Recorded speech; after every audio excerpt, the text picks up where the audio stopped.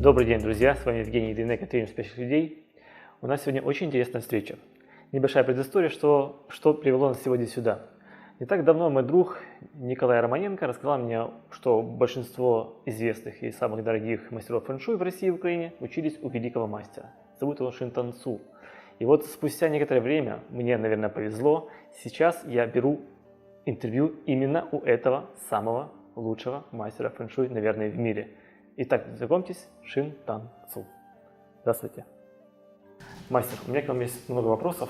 Я хотел начать с того, узнать, вот вы сейчас один из самых лучших, и, наверное, самый лучший мастер фэн-шуй в мире. У меня вопрос, каким был путь вашего становления? Фэн-шуй я занимаюсь давно, но я не считаю себя еще успешным человеком. Я считаю, что моя скромная роль в том, чтобы распространять эти знания и делиться ими с людьми. Я знаю, что у вас сейчас есть большой свой центр, называется Blue Mountain. Я знаю, что этот центр один из самых больших, и он включает в себя очень много разных течений, разных составляющих, как лечебные вещи, какие-то цзэцюань и непосредственно фэн-шуй. У меня вопрос, как создавалась вся эта большая структура? Я родился на Тайване, в семье, где все занимались какими-то энергетическими практиками, целительством, философией, китайской метафизикой. Соответственно, с раннего возраста я с этим всем сталкивался и уже приобщался к этому. И как во многих семьях на Тайване и в других странах мира, родители заботились о том, чтобы дети получили высшее образование. Соответственно, меня родители подтолкнули к тому, чтобы я получил высшее образование. Я уехал в США, в Сиэтл, и там получил докторскую степень в химии волокон.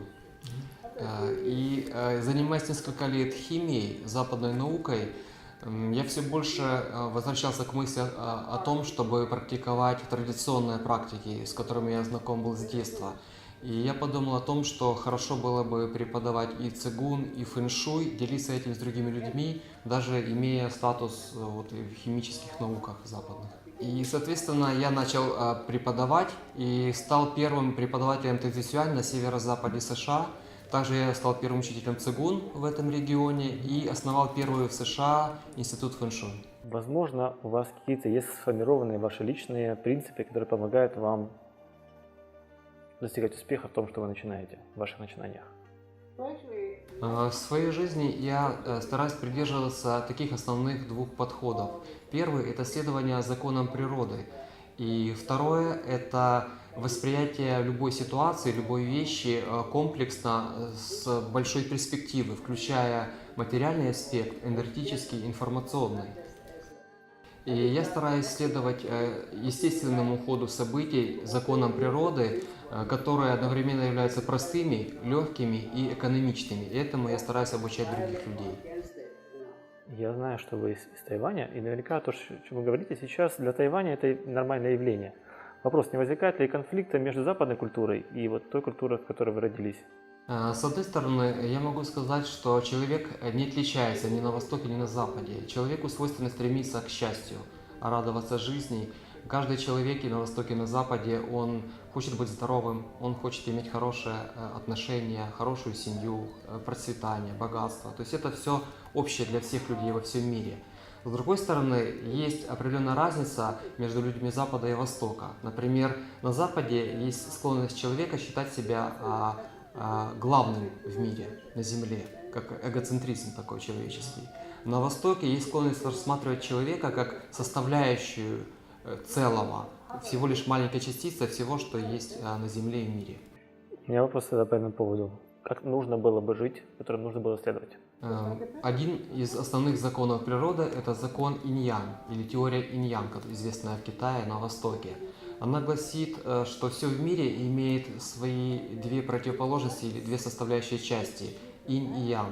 Это можно применить на любом уровне, в любых ситуациях жизни. Например, муж и жена в семье. Если они гармоничны, инь-ян соотношения, то тогда и отношения в семье будут гармоничными, сбалансированными. То же самое касается других ситуаций, например, человек и его место в обществе или в природе. Если он будет рассматривать это с точки зрения равновесия, быть всегда в равновесии, стремиться к равновесию инь-ян, то тогда и жизнь будет счастливой. Нарушение равновесия гармонии происходит, когда человек считает себя пупом земли, самым главным в этом мире. Тогда он перетягивает все на себя, и теряется вот это гармоничное взаимоотношение, когда мы считаем себя лишь частичкой целого.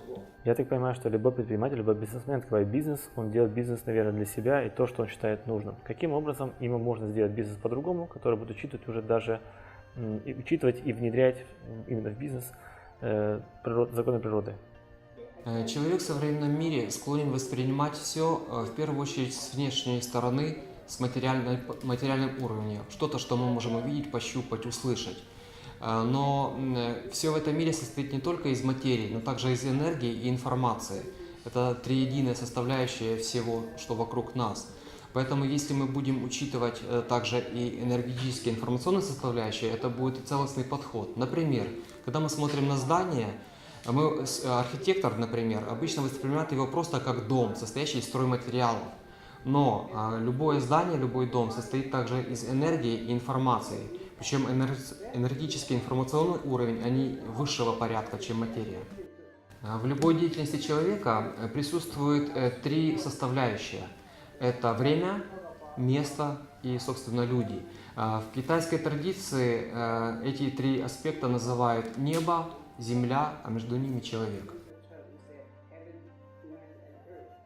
Поэтому важно воспринимать любой процесс, любое явление в мире со всех трех аспектов, точек зрения. Не только на уровне материальном, но также энергетическом и информационном. И когда мы говорим о точке зрения фэн-шуй на какой-то бизнес, мы говорим о том, что важно учитывать все эти три составляющие. Да? Например, любой успешный бизнес – это правильное время, правильное место и правильные, хорошие люди. Соответственно, и подход обычного архитектора, западного архитектора будет отличаться от специалиста фэн-шуй. Например, все в мире дизайнеры, архитекторы согласны с тем, что любое здание должно быть красивым, функциональным, эргономичным. И когда мы говорим термин «функциональность», то с этим соглашаются и специалисты фэн-шуй, и специалисты, архитекторы, и дизайнеры. Но понимание слова «функциональность» отличается. Например, западный архитектор, он считает, что функциональность – это когда заказ, проект, здание, например, выполнен в точности с требованием заказчика, клиента. И, собственно, полностью будет соответствовать его требованиям, запросу. Но специалист фэн-шуй подходит к этому с другой точки зрения, что функциональность – это обязательно должен быть успех компании или клиента в этом месте. То есть построить дом в соответствии с желанием – это не полностью законченный процесс. Нужно, чтобы обязательно учитывалась конечная цель – успех компании в этом месте. И здесь мы подходим к ключевому понятию. С точки зрения фэн-шуй в любом месте здания должно быть достаточно много энергии. И с этой точки зрения специалист фэн-шуй может предсказать, еще до того, как компания переедет в тот или иной офис, предсказать ее будущее, будет ли она там успешной или нет. Этот аспект, энергия ци, отсутствует во многих подходах архитекторов, в частности на Западе. А каким образом, либо что нужно учитывать до начала строительства офиса, либо до начала строительства дома, что нужно учитывать конкретно? Какие, может быть, какие-то зоны, какие-то течения, либо что должно быть присутствовать в проекте, когда он делается с нуля? В первую очередь мы выбираем правильное место для строительства, хороший участок земли. Второе, мы выбираем форму здания, строим такое здание, архитектурную форму, чтобы оно было целостным, цельным. Соответственно, оно будет проецировать цельную энергию и внутрь, и наружу. И затем уже будет третий этап, это, собственно, обустройство внутреннего здания, интерьера. И зачастую люди воспринимают в современном мире фэн-шуй только как искусство украшательства, какие-то маленькие безделушки, но это всего лишь маленькая часть всего целого здания. Мы окружены формами в этом проявленном мире. Это комната, этот стол, стул, кресло, любое здание, любой офис – это форма. И каждая форма проецирует ту или иную энергию. И мы говорим в традиционном фэн-шуй, что цельная форма целостная проецирует цельную целостную энергию. Например, наше положение в этих креслах. Вы сидите в этом положении, на этом кресле, я на другом кресле, в другом месте. И формы вокруг нас по-разному на нас влияют. Посмотрите, очень яркий, очевидный пример. Вот мы сидели перед таким столиком, я его просто одним движением разворачиваю. Ощущение у сидящих и у смотрящих уже изменяется. Потому что мы поменяли форму пространства. мы сейчас живем как бы на том этапе развития, когда у нас особо выбора с помещениями нет. Даже не так, нет возможности влиять на постройку зданий. Если у нас уже есть данность, есть офис, в который нужно въехать, и часто жизнь это компромиссы, действительно нам нужно просто уже научиться тому, как расположить тем или иным образом мебель, сделать обстановку так, чтобы эффективно работать и продуктивно в этом офисе. Самое главное это рабочее место каждого из сотрудников. И для рабочего места, собственно, как и в других комнатах, например, в спальне для кровати, самое важное, чтобы за спиной у вас, за головой, за спиной находилась стена. Капитальная стена сплошная, которая служит защитой. Благодаря этой защите мы чувствуем себя более комфортно, энергия лучше и плавнее протекает, и у нас продуктивность работы, производительность будет намного выше. Работа во многих современных офисах – это постоянный стресс, и это связано с наиболее популярным дизайном современных офисов в виде кубикулов. Это когда 4 стола соединяются вместе, ставятся перегородки, и люди сидят лицом к этим перегородкам и спиной под углом к проходам. То есть за спиной этих людей постоянно движение. Ходят коллеги туда-обратно, и нет надежного положения. То есть человек постоянно подвержен подсознательно этим стрессам из-за движения за спиной. Я бы даже сказал так. Есть самый первый способ улучшить положение – это поставить живое растение, вазон. Мастер, скажите, а каков процент влияния домашнего жилища на успех человека в бизнесе? И есть ли это какая-то зависимость? В любом бизнесе, в любом предприятии важно 3 элемента. Это как треножники или в табуретке с 3 ножками. Каждый из этих элементов, аспектов важен и равноценен по отношению друг с другом. Первый фактор – это правильное место, второй – это правильное время, и третий – это правильные люди, работники. Соответственно, если какой-то из элементов страдает, то этот треножник наклоняется и падает. То есть успех бизнеса под вопросом. То есть, например, правильное место, если мы не смогли найти или обустроить, соответственно, бизнес идет не так, как хочется. Или правильное время, допустим, место хорошее, люди, сотрудники, набралась команда отличная, но время не пришло запускать тот или иной товар или услугу, и не идет бизнес. Поэтому все 3 аспекта равноценно важны. Я хотел бы сейчас вернуться к разговору про сотрудников. Мы делаем проект, который рассчитан и нацелен на обычных людей. И у меня вопрос, вот какие принципы фэн-шуй нужно было бы учитывать при обустройстве своего дома? В любой квартире или в доме самое важное – это 3 элемента. Первый – это главный вход, второй – это кухня и третий – это спальня. В спальне самое важное – то, где мы поставим кровать. И здесь мы снова говорим о сплошной капитальной стене. Кровать изголовьем нужно ставить именно к такой стене, чтобы за изголовьем не было окна или двери.